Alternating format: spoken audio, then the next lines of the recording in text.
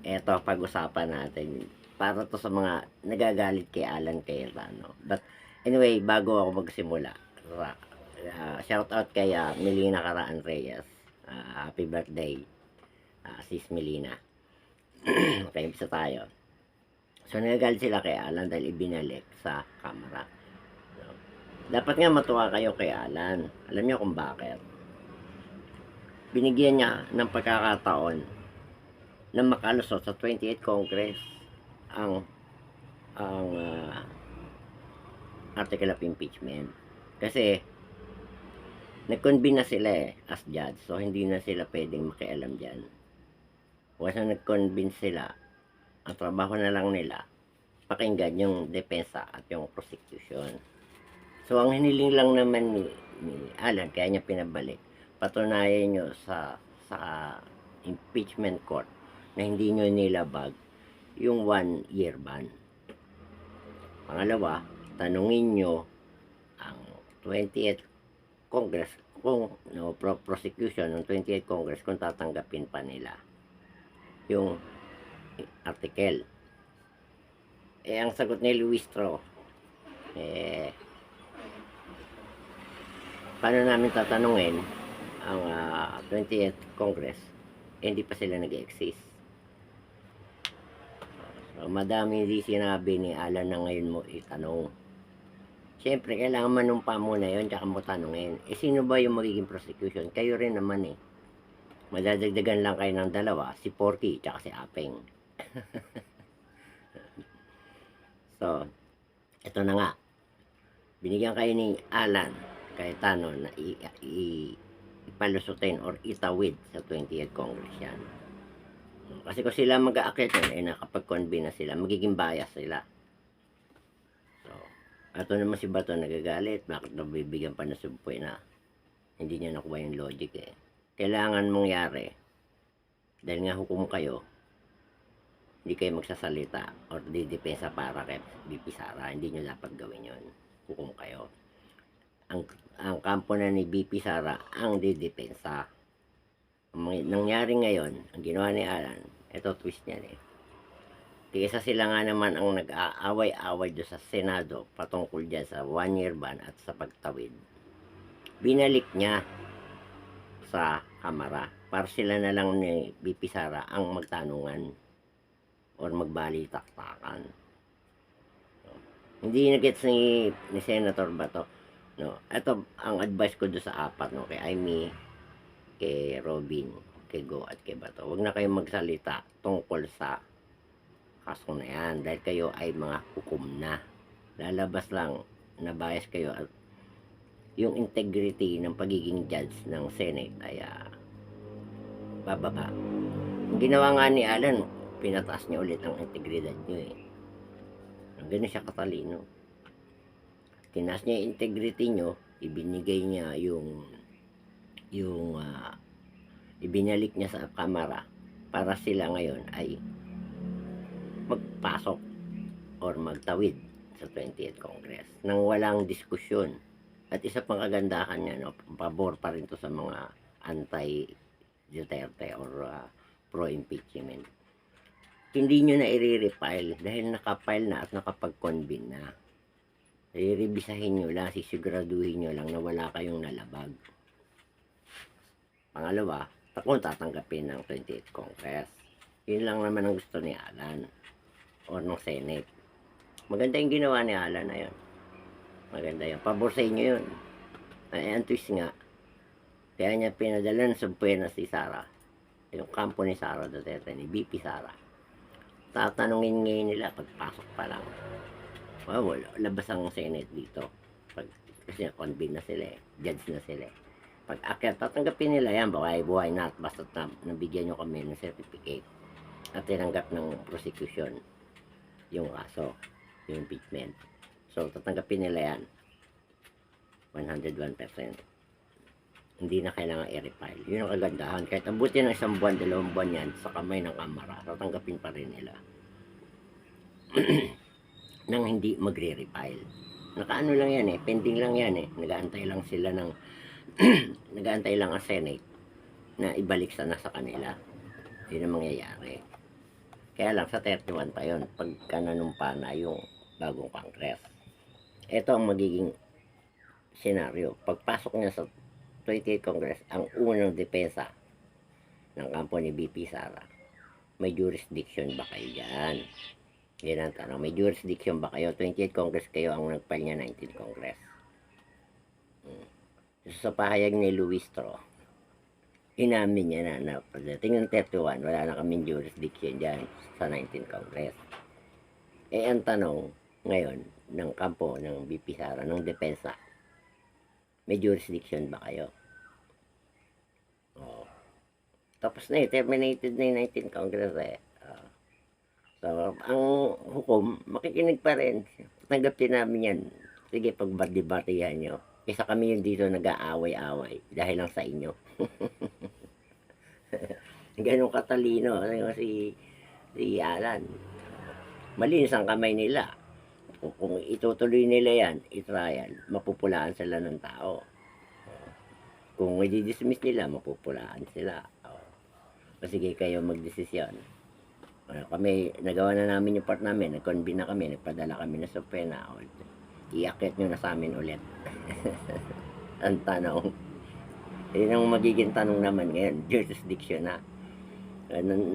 Nalusutan nyo na yung 1 year ban, sige, bigyan namin kayo. Hindi nyo nilabag. O, tinanggap na ng prosecution ng 28th Congress. Ang magiging argumento ngayon dyan, kung sakop ng jurisdiction ng 20th Congress. Kasi ang Senate, continuing body, ang prosecution nga ang hindi.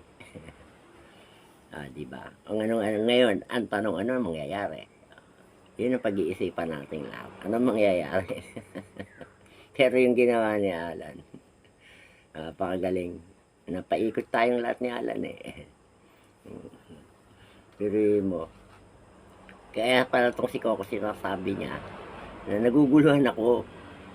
Kaya lang, binlang kagad siya ni Alan. At sabi ni Alan, ang naguguluhan lang naman yung hindi pabor eh. Nung pinag-isipan ko maigi, bakit naguguluhan to? Kasi ako, ang ugali ko, once na nagsalita sila, lagi ako may bakit. Anong purpose nito? Bakit niya ibabalik? Ayan, yun ang unang tanong ko sa isip ko kay Alan nung pinakikinggan ko siya. Remand. Bakit ba i-remand? Di sinabi niya, ganito ang kailangan na i-certify nyo na hindi kayo lumabag, pangalawa, tanggapin ng prosecution. So, may tanong pa rin ako sa sarili ko. Kung nabigyan ka ng certificate at tinanggap ng prosecution, anong kasunod? Anong kalalabasan? Laging gano'n ang ano ko, habang nakikinig ako.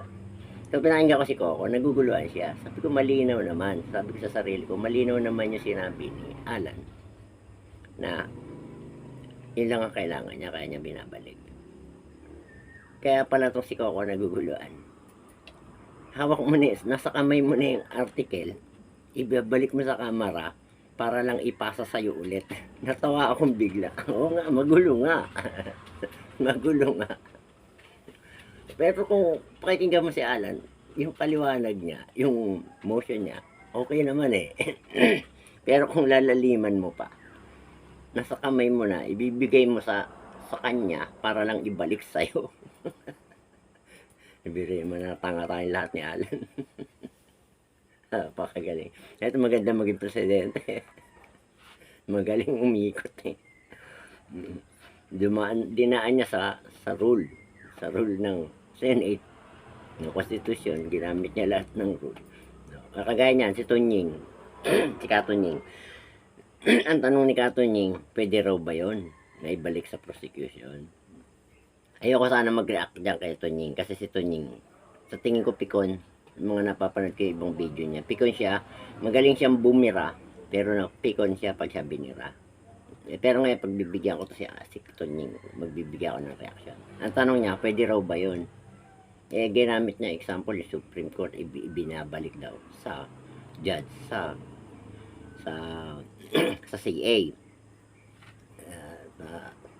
Court of Appeal, judge daw yun nandun, ibinalik na Supreme. Ngayon, ang judge naman sa CA, ibabalik sa judge ng RTC. Wala raw siyang nakita na ibinalik sa prosecution. Kasi yung kay De Lima, hindi naman ibinalik sa prosecution, sa judge lang. Ang gusto ng Court of Appeal, ibigay mo yung buong kumpletong detalye kung bakit gano'n yung naging desisyon mo. Yun ang gustong hingin ng Court of Appeal. Hindi niya sinabing i-retrial. Ngayon, kung sinabi ng Court of Appeal, i-retrial nyo to, kanino ibabalik ng judge yan? Ibabalik ni court ng CA sa judge yan. Sasabihin niya sa judge, sa nagbigay ng verdict, i-retrial mo. Kanino ibibigay yan? Tanong ko sa iyo, Katoning. Siyempre, sa prosecution. Alangan mag-prosecute mag-isa yung judge. Pangalawa, walang nakasulat sa konstitusyon na bawal ibalik. O di pwedeng ibalik. Kasi kung hindi pwede, nakasulat yan sa batas natin na hindi mo na pwedeng ibalik yan. Eh walang nakalagay, so pwedeng ibalik.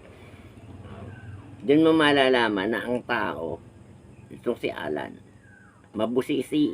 Mapapasin naman niya sa mga committee hearing, mabusisi siya magtanong. Makikita mo talaga yung ano sa kanya. Mabusisi siya, sinisigurado niya na tama yung magiging desisyon niya. Hindi yung basta putak lang ng putak. Ngayon, nasagot ko na si Kapanying. Sana wag mapikon. Pikon pa naman yun. Meron pa isang pare. Pare yata yun na tinawag niyang Judas ng mga senador. Bibigyan kita ng magandang content. Siguro bukas makalawa, sasagot. Bibigyan natin ng reaksyon niyang pare na yan. So, balik tayo dito sa nangyari sa Senado. So, maganda yung ginawa ni Alan. No? Ngayon, kung mali ang pag-iisip ng kampo ni BP Sara, magagalit sila kay Alan kasi pinapalusot ni Alan sa 20th Congress yung article of impeachment na ang pinail ng 19th Congress. Wala nang jurisdiction yun. Kaya ganun, tapos na ang buhay ng 19th Congress sa Kamara, sa House of Representatives. Pero ang Senate, continuing body. So, nag-convince sila. Kasi continuing body sila. Sige, mag-judge kami. Ganyan yan. Judge kami. Binalik sa kanila. Sige, patunayan nyo sa amin. Proof nyo sa amin. O, tanungin nyo yung 20th Congress. Ang ibig sabihin ni Alan, natanungin nyo ang 20th Congress. Dahil kayo yung 20th Congress, madadagdagan lang kayo ng dalawa. Tanungin nyo yung mga sarili nyo. Yun ang ibig sabihin ni Alan. Hindi niya kayo direktang sinabihan na tanungin nyo yung mga sarili nyo. Ang sabi niya, tanungin nyo ang 20th Congress kung tatanggapin nila. Di tanungin nyo yung sarili nyo, mga prosecutor, kung tatanggapin nyo. Ngayon, pwede nyo tanggapin eh. Kasi kayo yan eh. Pwede, rule nyo yan eh. Tanggapin nyo, iakyat nyo, tatanggapin din ng Senate yan. Kasi judge na sila eh. Nag-convene na sila. Impeachment court na sila ngayon. So, hindi na sila pwedeng makialam dyan. Kasi sila nga yung, kung magiging bias sila, kung sila mismo mag-aakyat dyan sa court nila ng impeachment. Kaya ang kailangan, prosecutor ang mag-aakyat. Ngayon, hindi rin nila pwedeng depensahan si BP. Saan sabihin nila, hindi nila pwedeng itanong sa ba ng jurisdiction yan. Hindi sila magtatanong nun. Kailangan kampo ni Sara, ni BP Sara ang magtanong nun. Kaya nagtataka ako dito kay Senator Bato na parang umaalma siya ba't pinadala na subpena. Kung iintindihin mo yung mga sinabi ni Alan mula sa umpisa, mula sa pag-convene, nilinis niya yung Senate eh. Inalis niya ang Senate sa pagbagbagsak ng integridad nung pagiging hurado nyo. Dapat magpasalamat kayo kay Alan. At anyway, yun lamang po, nagbigay lang ako ng reaction ulit at paliwanag dahil maraming nagagalit kay Alan, lalong-lalo yung mga pro-impeachment. Dapat matuwa kayo kasi binigyan ng pagkakataon makapasok yan sa 20th Congress. Siya mismo nag-ano niyan.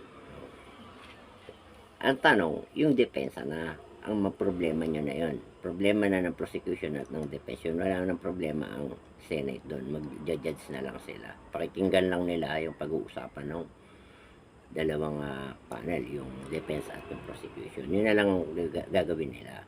So, dapat ang mga judge hindi na magsalita tungkol sa impeachment. Kapag in-interview kayo, okay, alam nyo na isasagot nyo, no comment. hindi kayo pwede mag-comment kasi judge na kayo. Ba, ito sinasabi ko to hindi doon sa mga magagaling na abogado. Doon sa senador na hindi abogado. Kasi napansin ko, panay ang putak nila yung mga Duterte Black. Anyway, solid DDS ako, pero para sa akin hindi dapat i-dismiss. Lalabas kasi hindi pa nga nag-umpisa, gusto mo i-dismiss na. I-try mo muna bago mo i-dismiss. Pag nakita mo ng butas, then i-dismiss mo. Ganon. Maliban lang, kung ang motion quash. May tinatawag na motion to quash basura. Dahil kulang sa merito. Yun ang dapat yung pinail. Kung kulang, pati sa tingin nyo, kulang ang merit, hindi i-quash nyo. Pero dismiss, ginagamit lang yan kapag nag-umpisa na yung trial. Ewan ko ako ganun ang pagkakaintindi ko. Ewan ko sa mga lawmaker, sa mga abogado, na isasampa pa lang, ilalato pa lang, dinidismiss na. Ang dismissal kasi kapag naumpisa na, yun ang pagkakaalam ko. So, ang mapapayo ko lang dito sa mga Duterte Black, no, dahil DDS ako, hukom na kayo, hindi na kayo dapat nagsasalita ng patungkol dyan sa article of impeachment. Hayaan nyo sila magbalitaktakan. Basta, ang boto nyo, yun pa rin. Ilaman po, maraming salamat. Pakipollow po ang aking Facebook, YouTube, at TikTok. At sa susunod nating video, pag-usapan natin si Father.